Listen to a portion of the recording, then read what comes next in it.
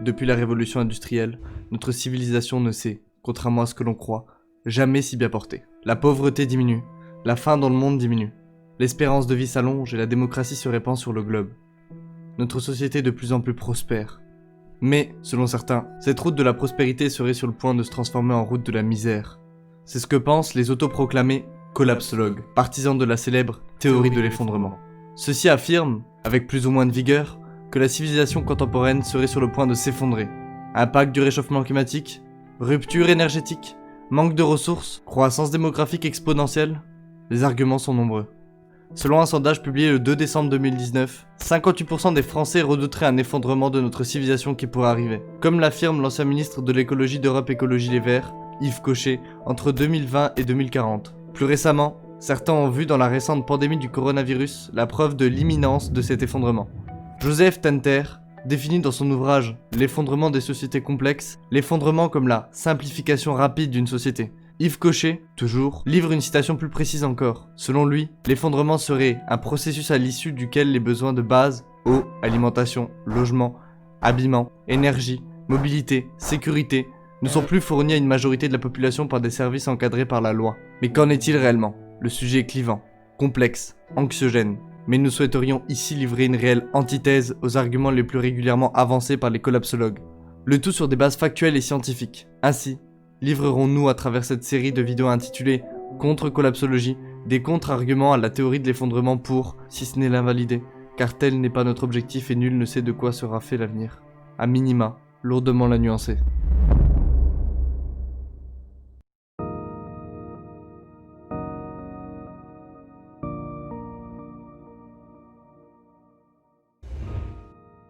Le pic du phosphore. Qu'est-ce que c'est ? Pour débuter cette série, nous avons choisi un sujet en apparence léger et lointain, mais en réalité central, l'agriculture. Et plus particulièrement le cas du pic du phosphore. Qu'est-ce que le phosphore ? Le phosphore est une partie intégrante des processus biogéochimiques. Indispensable à la vie, il est considéré par l'ONU et par divers scientifiques comme une matière première minérale critique, au même titre que le graphite, les terres rares ou le tantale. Le phosphore provient de roches phosphatées transformées chimiquement. L'exploitation minière des roches phosphatées est à ce jour la seule méthode de production rentable. La grande majorité du phosphore est utilisée dans les engrais minéraux, 80%. Il s'agit d'un élément essentiel dans leur composition. Le phosphore est donc crucial pour l'agriculture comme, plus largement, pour la vie sur Terre. D'autant plus qu'il n'existe pas, à l'heure actuelle, de substitut. Une future pénurie de phosphore pourrait donc mettre en péril la sécurité alimentaire mondiale. Peut-on craindre une pénurie à venir ? L'explosion de la demande de phosphore est tangible depuis 1900. Les collapsologues affirment régulièrement que nous pourrions bientôt manquer de roches phosphatées, ce qui, de fait, signifierait l'apparition de pénuries d'engrais inorganiques, et donc la fin de l'agriculture mondiale telle que nous la connaissons. Régulièrement, ils estiment que le pic du phosphore, autrement dit le moment où la production de phosphore atteint son maximum pour commencer à décroître lentement, pourrait avoir lieu avant 2040. Les États-Unis, par exemple, ont déjà atteint leur pic de production. Jadis, le plus grand producteur mondial, la production américaine de roches phosphatées a atteint un sommet dans les années 1980 à 54,4 millions de tonnes. Elle chute depuis. Si une telle situation venait à avoir lieu, une baisse des rendements agricoles mondiaux serait à déplorer, signifiant de fait la flambée des prix alimentaires, touchant en premier lieu les pays pauvres, qui pourraient nous mener tout droit à une famine planète Terre. Quel est l'état actuel de nos réserves ? En réalité, la plupart des estimations se basent sur des données dépassées. Il y a 10 ans, nous estimons que les réserves mondiales de roches phosphatées atteignaient les 17 milliards de tonnes. Depuis, de nombreux gisements ont été découverts, notamment au Maroc. Aujourd'hui, l'USGS, l'Institut géologique des États-Unis, estime que les réserves mondiales atteignent les 70 milliards de tonnes. En 2018, la production fut de 270 millions de tonnes. À ce rythme, nous disposerions de réserves pour plus de 250 années encore.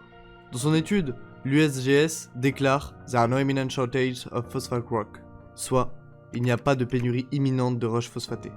En outre, nous ne parlons ici que des réserves exploitables économiquement dès aujourd'hui. Si on ajoute à ce chiffre les ressources de roches phosphatées, autrement dit ce qui est considéré comme économiquement et physiquement potentiellement exploitable, on atteint le chiffre de 300 milliards de tonnes. À ce rythme, on peut encore dormir sur nos deux oreilles quelque temps. À hauteur de notre consommation actuelle, nous disposerions alors de réserves pour plus d'1 millénaire. Un pic de phosphore signifierait que la demande serait située de manière pérenne au-dessus de l'offre. De ce fait, le phosphore verrait son cours exploser. Ainsi, des gisements considérés comme inexploitables actuellement le deviendraient, stimulant la prospection minière. Le recyclage. Admettons maintenant que pour une raison ou une autre, les gisements de roches phosphatées se mettent à se tarir. Cela signifierait-il forcément la fin de la civilisation moderne? En réalité, il n'en est rien. De la même manière qu'une pénurie de phosphore ne se produit pas du jour au lendemain, les acteurs du milieu auraient le temps de s'adapter. Mais comment pourrions-nous faire alors? Une meilleure gestion de notre chaîne de production pourrait être mise en œuvre. Nous pouvons recycler le phosphore, à partir de matières fertilisantes d'origine résiduelle, de l'urine des excréments par exemple. Recycler l'urine en engrais agricole peut paraître amusant, mais c'est très sérieusement envisagé. De nombreuses expérimentations ont déjà eu lieu, notamment près de Paris. Par exemple, le programme Leader du plateau de Salt Clay finance depuis quelques années des expérimentations sur le recyclage des matières organiques en agriculture dans le cadre d'études menées par l'INRAE et la Chambre d'agriculture d'Île-de-France. Des matières plus traditionnelles sont également étudiées dans ce programme, compost, effluents d'élevage, digestat de méthanisation, etc. Les premiers résultats fournis par l'INRAE indiquent que l'efficacité de cette méthode serait proche des engrais minéraux et supérieure à des engrais organiques classiques. 1 kg d'azote contenu dans de l'urine aurait le même effet qu'1 kg d'azote d'engrais minéral. Du pain a déjà pu être récolté sur des parcelles fertilisées avec de l'urine. Sur le plateau de Salt Clay, l'INRAE explique que l'urine des habitants représenterait plus du double des besoins des agriculteurs en fertilisants. Les avantages d'un tel programme de recyclage des urines sont donc évidents dans un hypothétique contexte de tension autour de l'approvisionnement en roches phosphatées. Le biochar, amendement agricole issu de la pyrolyse de la biomasse, représente lui aussi un intérêt notable dans la recherche d'un phosphore durable, augmentant la disponibilité du phosphore dans le sol, en plus de présenter d'autres avantages. Réhumification des sols, amélioration de la rétention d'eau, stimulation du système immunitaire des plantes, séquestration de dioxyde de carbone, etc. etc. Enfin, la transgenèse présente aussi certains intérêts. Certains scientifiques ayant pu mettre au point des plantes capables de développer davantage leur système racinaire et ainsi de récupérer plus de phosphate provenant du sol.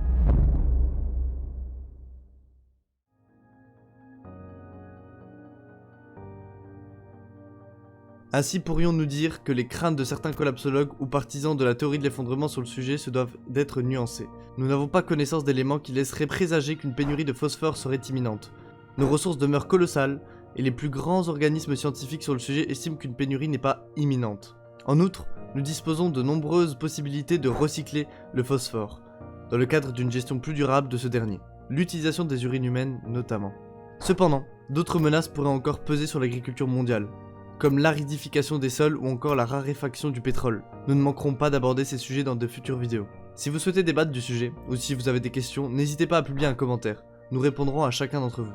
Merci d'avoir écouté jusqu'ici, à dans une prochaine vidéo. Au revoir.